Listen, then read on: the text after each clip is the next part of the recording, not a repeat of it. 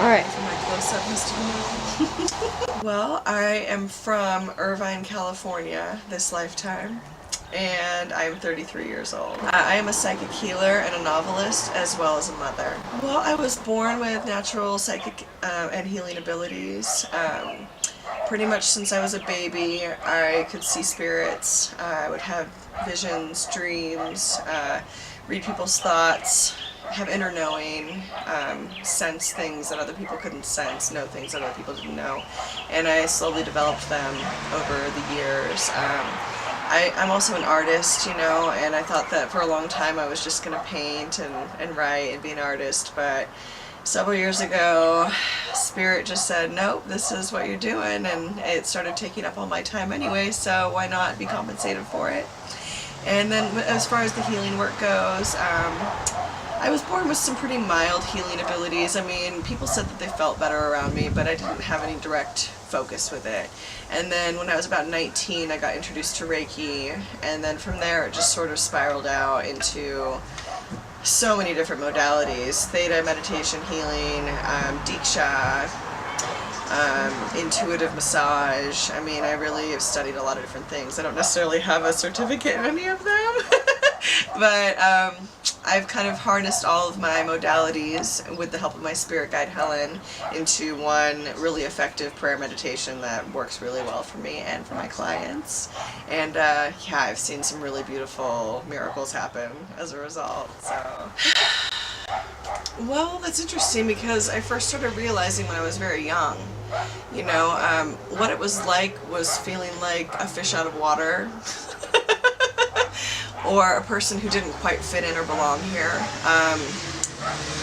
I had some really beautiful childhood experiences, don't get me wrong, and I love my family and I love my friends, but they just didn't really understand, you know, so there was a lot of, oh, are you being guided by Satan?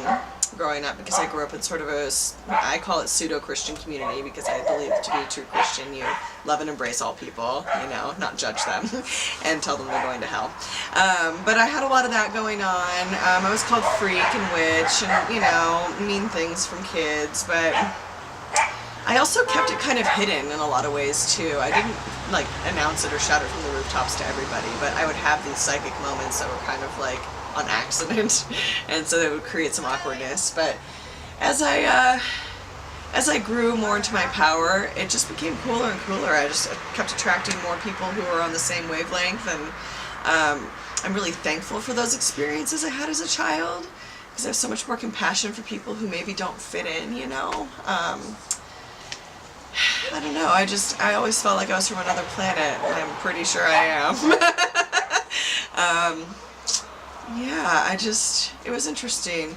I have to say my parents, even though they didn't fully understand growing up, they always really supported me in doing what I wanted to do. There was a lot of pressure within the family construct of my entire family, not just my parents, but everyone, to live this certain way, to go this certain path, you know, go to college, get a business license, and go into business type of deal, or, you know, you're not going to succeed. So it was really interesting growing up with that dichotomy of, oh honey, we accept you, we know you're different, but oh, maybe you need to be doing these things to better your life, you know. And it's interesting because now I'm really happy I just followed my internal guidance because I don't think I'd be very happy in a cubicle or at a desk, you know. I suppose it would have to be when I was 19.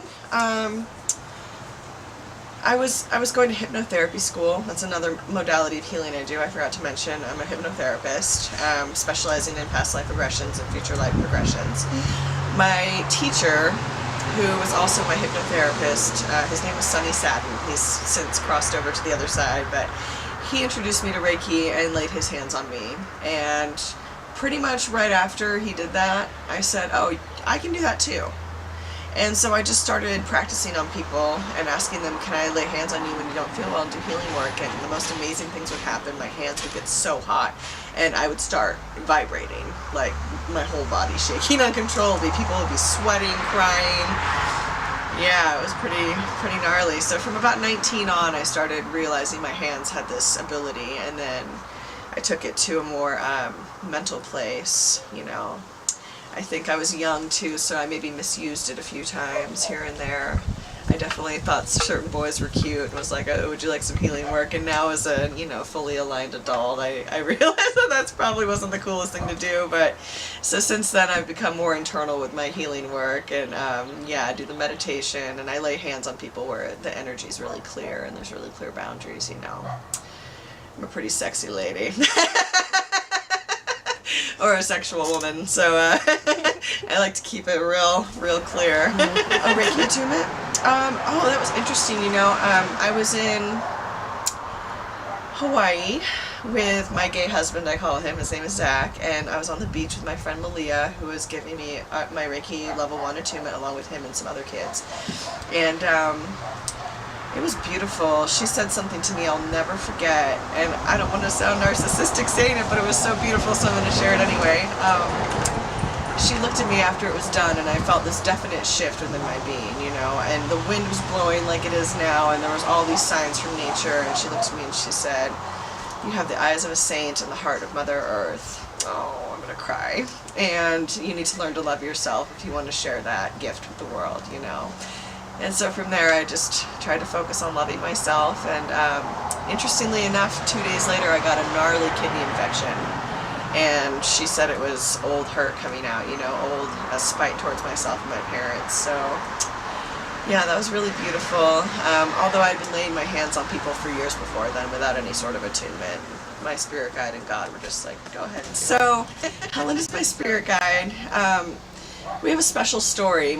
Most spirit guides come before you're even born. You decide, this is my person who's going to be my spirit guide. Well, Helen came to me when I was 12. Before then I had another woman, I don't know what her name was. She was blonde. I remember seeing her floating over my crib and hearing her voice here and there. But in my last lifetime I killed myself. And I was living in France at the time, and I'd lost my beloved. I'd lost my husband, or no, my wife. I was a man that lifetime. I'd lost my wife. And so when you kill yourself, you're essentially breaking your contract with spirit, and you're pretty much reincarnated right away into another lifetime with similar themes or lessons learned. So she was my spirit guide that lifetime, and she was alive this lifetime until I was about 12. And so she ended up coming to me right after then. She is my ex-boyfriend's grandmother, and the story is kind of long. Do you want to hear it? Or okay. So when I was about 12 years old, and I guess this actually goes along with my novel too. My first novel is all about this. So when I was about 12 years old, I was sitting in my friend's room and with another girl and my friend, and for the first time ever I saw spirits as I do regular people. I'd never seen a spirit in flesh form before. I've seen them in my mind, and I've seen energy, and it's maybe a clear or translucent sort of image, but never like looking at you, you know what I mean?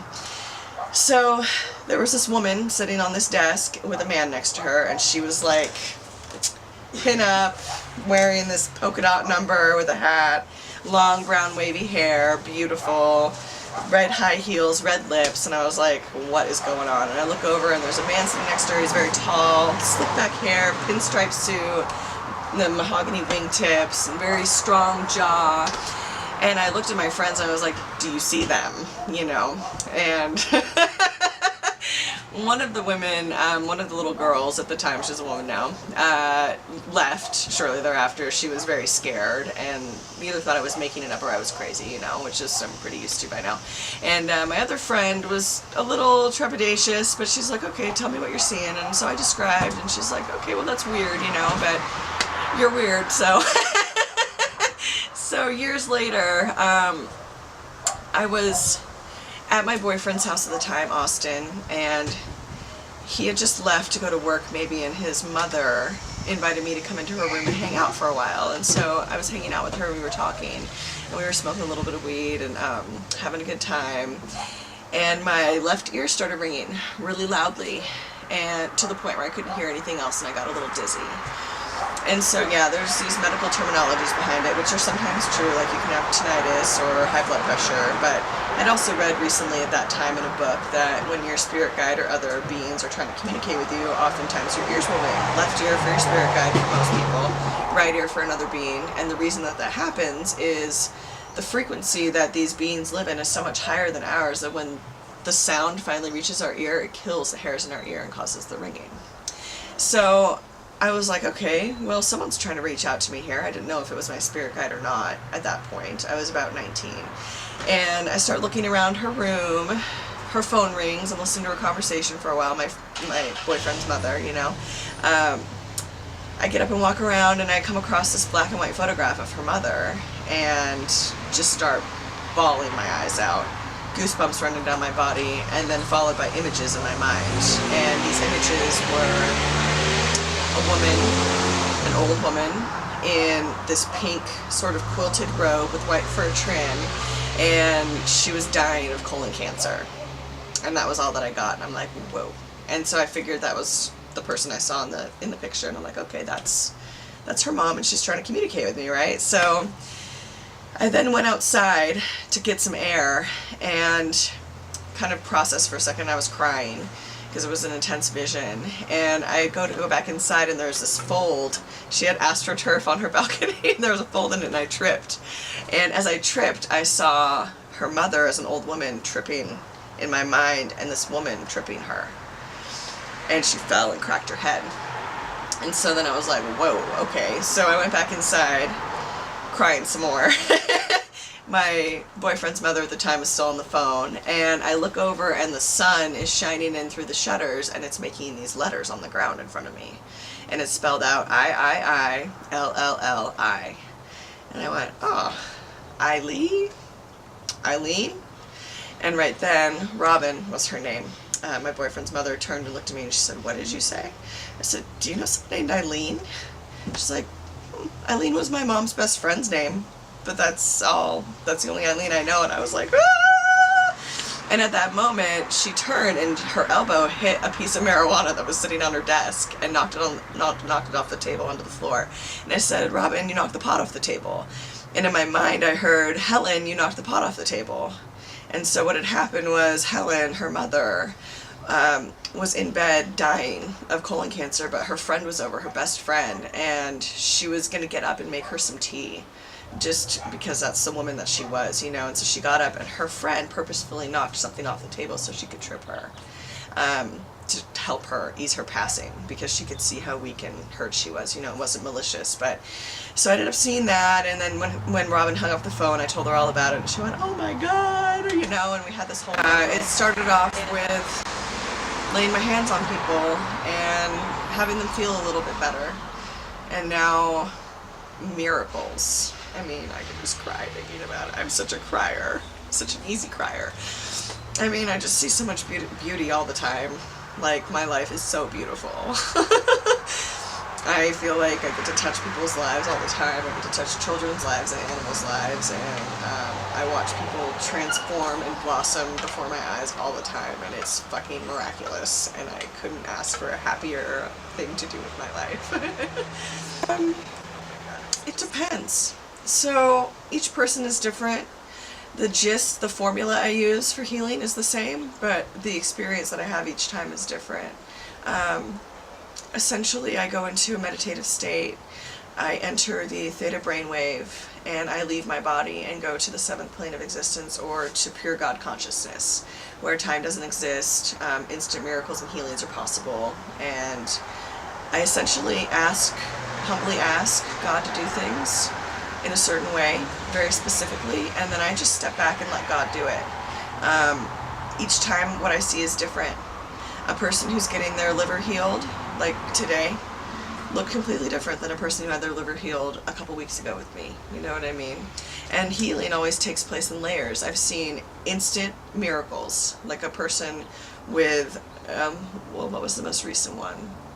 Oh, my brother-in-law, he had an injury in his spine. Doctors told him he had spinal stenosis, and he had also been in an accident. He wasn't sure if the spinal stenosis was a correct, what's the word I'm looking for? Diagnosis. There we go. He wasn't sure if that was correct, but he was very injured, and he called himself crippled. He could barely move. His hips and his back were really hurting him.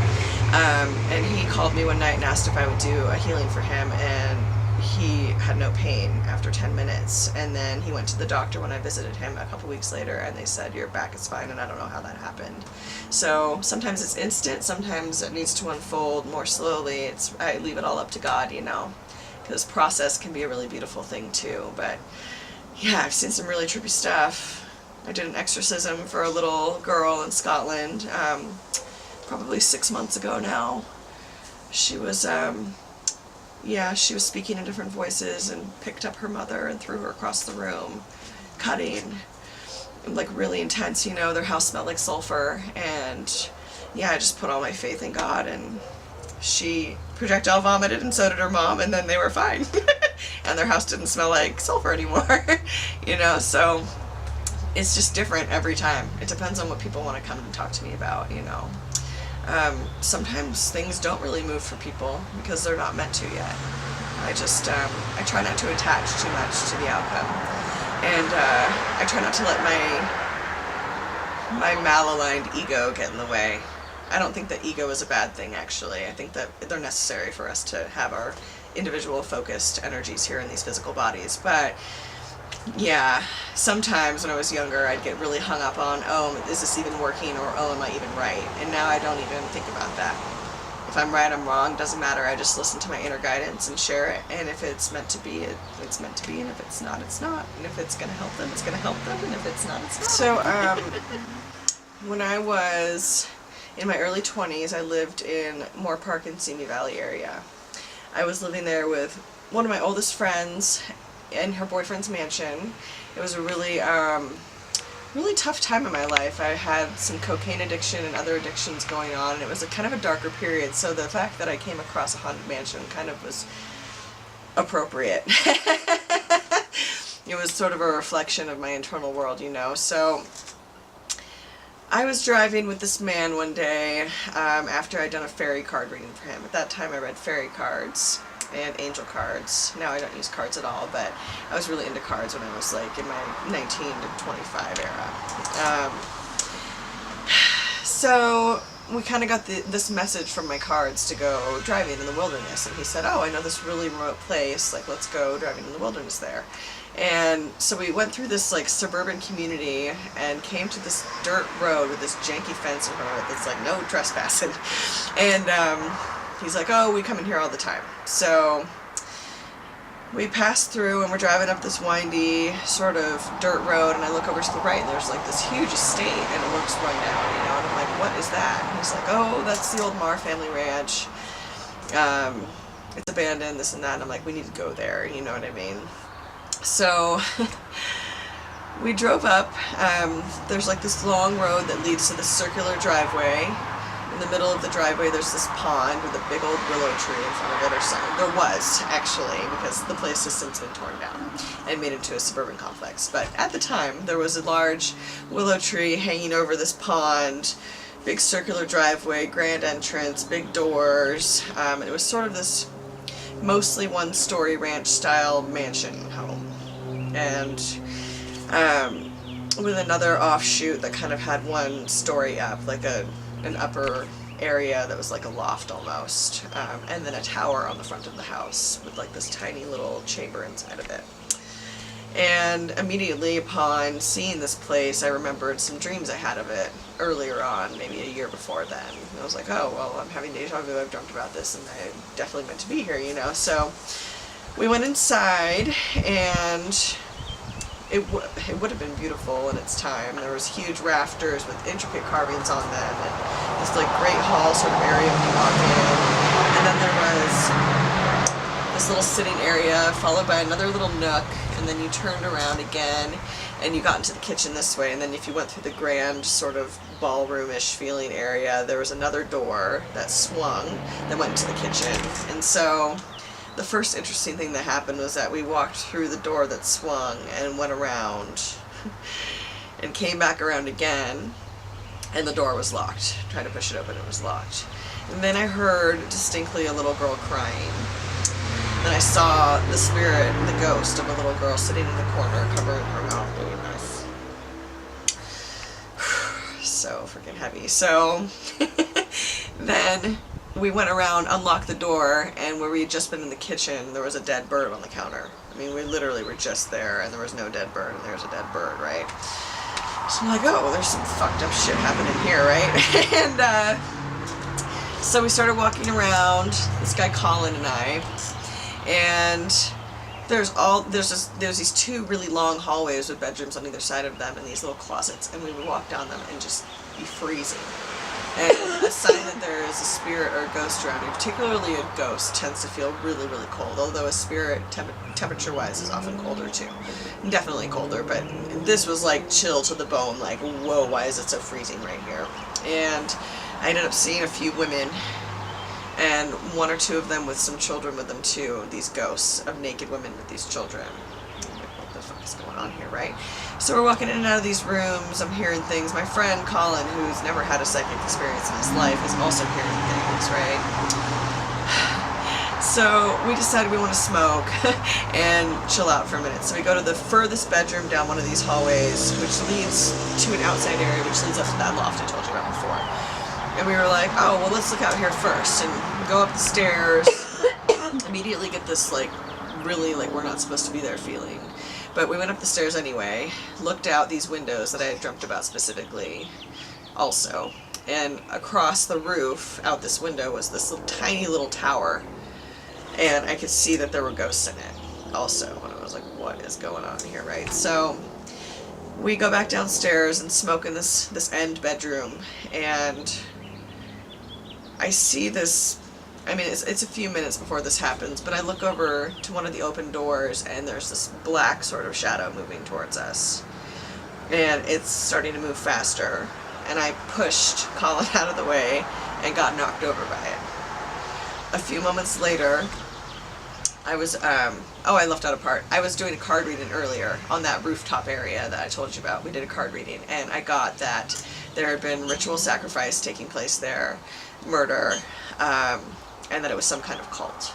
Okay, so this dark entity just knocked me over, and I look over at my friend Colin, and he is breathing really funny and looking really strange, and his eyes are doing this. And he drops a cigarette, and he looks at me, and he's like, we're not a cult, we're a family. God doesn't love us, there is no love, there's only darkness. And he just repeated that probably 3 or 4 times in a really creepy voice that I can't do right now because I'm sick. But I've never seen anything like that before, so I just shook him. I was like, what the fuck is wrong with you? Are you okay? You know? And I got him up. I put his arm around me. I dragged him outside, and then he hunched over near where the pond is on the front of the house and threw up everywhere. Right as he's doing that, all these frogs start ribbiting at the same time at this body of water. I can't see any of them, but we're both, he gets up and he's like, what the fuck just happened to me? And all these frogs are going on. I'm like, dude, I think your body just got taken over by a ghost in the house. And he's like, what happened? I looked down into the water, and I saw the reflection of a woman's corpse. This is pretty graphic, of a woman's corpse with her belly cut open and her baby still attached, hanging on the outside. At this point, I was pretty freaked out, so we decided it's time to go.